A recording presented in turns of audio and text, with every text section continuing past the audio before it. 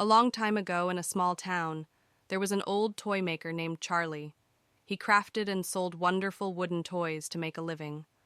But Charlie's heart had one wish, to have a child of his own.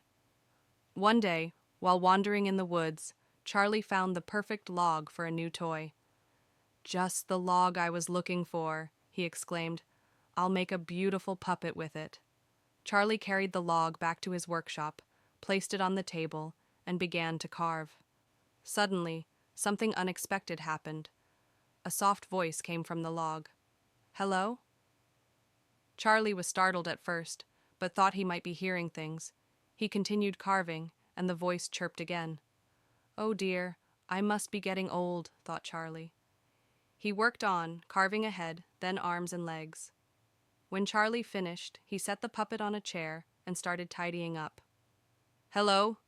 the voice called once again. Charlie looked around, bewildered, but saw only his wooden puppet. Suddenly the puppet leaped from the chair and began dancing joyfully.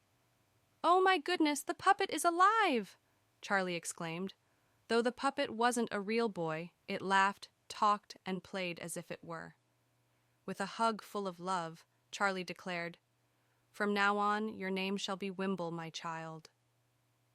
Charlie and Wimble had great times together. When it was time for Wimble to go to school, Charlie didn't have enough money for school supplies. So, he sold his coat and gave the money to Wimble. Off to school he went, eager and full of excitement.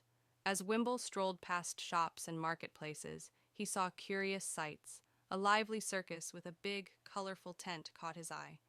When he tried to enter without money, a clown stopped him. But Wimble remembered Charlie's coins, so he decided to spend them on the ticket. Inside, puppets played merrily on stage. Wimble, excited, jumped onto the stage to dance with them. The audience wasn't pleased. The circus owner was intrigued by a puppet without strings.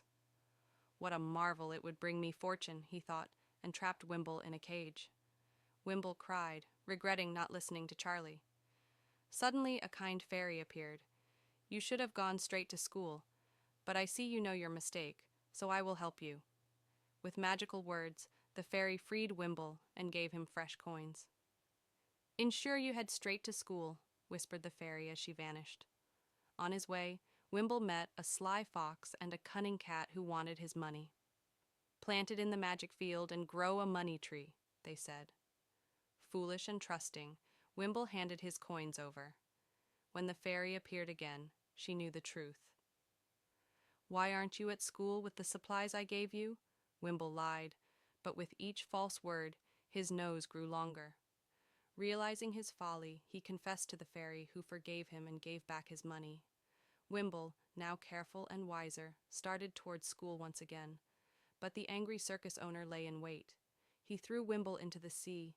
Yet, being wooden, Wimble floated and began to swim. While swaying in the waters, a giant fish swallowed him whole. Meanwhile, worried Charlie set out to find Wimble. He heard from fishermen about a boy who fell into the sea and bravely set out in search. Until a storm overturned his boat, a giant fish swallowed Charlie too. Inside the fish's belly, they reunited with tears of joy. "I'm sorry, Father," Wimble sobbed. "I'll always listen now." The fairy, seeing Wimble's heartfelt promise, rescued them both and landed them safely on the shore. From that day onward, Wimble became a wise boy who listened to his father, attended school faithfully, and helped Charlie at the workshop diligently.